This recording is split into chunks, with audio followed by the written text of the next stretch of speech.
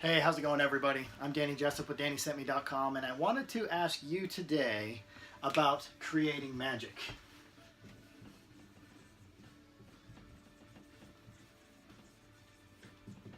How do you create magic for your clients? Now, there's a great book out there called Creating Magic by the former COO of Disney, and his name was Lee Cockerell. Now, what Lee always shared in Creating Magic was that a lot of times what our clients are asking really isn't what they are asking. Again, let me say that again. What our clients are asking isn't really what they're asking. And so, what do I mean by that? Well, when a client asks you a question, do you simply take it at face value and you have a knee-jerk reaction, yes, no, maybe, bam, and that's that? Or do you ask qualifying questions to make sure that you understand what the client is referring to? Now, with integrity selling, they call this the ACR, acknowledge, clarify, and respond. And so I ask you, do your clients ask you questions, and do you find that what your clients are asking really isn't what they're asking at all? And so what do I mean by that? Let me just dig a little bit deeper with this. In Creating Magic, Lee talks about how guests would come into the Disney theme parks, and their cast members, their employees, would be approached by the guests with questions. And a lot of times, everybody says, you know, there's no such thing as a stupid question or anything like that. Well, guests always come up to cast members, so much so that he thought it was worth putting in the book, and I love the lesson here, is that when guests come up to a cast member, they say, what time is the 3 o'clock parade? Now, what type of question is that? And think to yourself, if someone were to ask you that, what would your reaction be? Would you have a knee-jerk reaction and literally react to the client asking that question? And do you do that automatically? Or do you pause for a moment to acknowledge what they said, to clarify what they said, and then respond? ACR, acknowledge, clarify, and respond.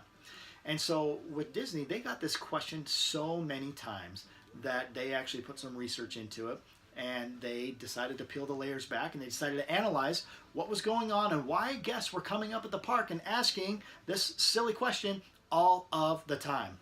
And when they really took the time to understand the voice of the customer, as kind of talked about in things like Lean Six Sigma and things like that, it's important to understand what the customer is saying, because the customer's voice is what's keeping you in business when you have products and services that they want.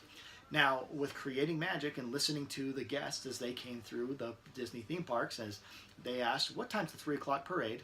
Once they understood what the guests were really asking, they were able to say, oh, you know what? The 3 o'clock parade actually gets to where we're standing at right now at about 3:15. As a matter of fact, there's an open bench over there right now. If you have a seat right there and you're there for the parade, you're going to have a great picture of Cinderella when she comes by on the float. Now that is making sure that you understand what the customer is asking, because what they originally asked isn't really what they wanted. And so it's important for you, it's your job as a professional salesperson, in my opinion, to find out what exactly it is that your customers are really asking. Another point with that is that say that you are selling watches. Now, if you have a watch, there's all sorts of watch technology that goes out there with EcoDrive or G-Shock or whatever technologies that are built into amazing watches that are out there. Now, if a client comes in and says, hey, tell me about this watch, great. He just said, tell me about this watch.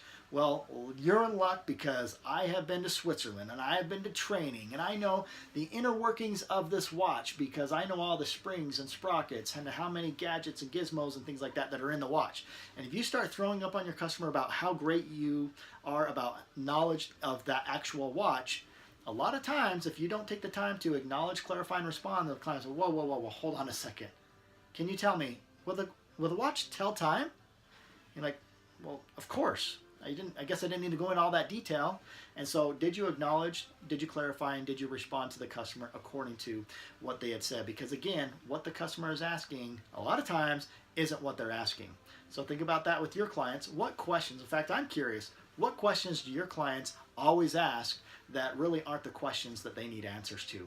And if you can uncover that secret by pausing, acknowledging, clarifying, and responding, you're going to be able to create magic for you and your clients and your company.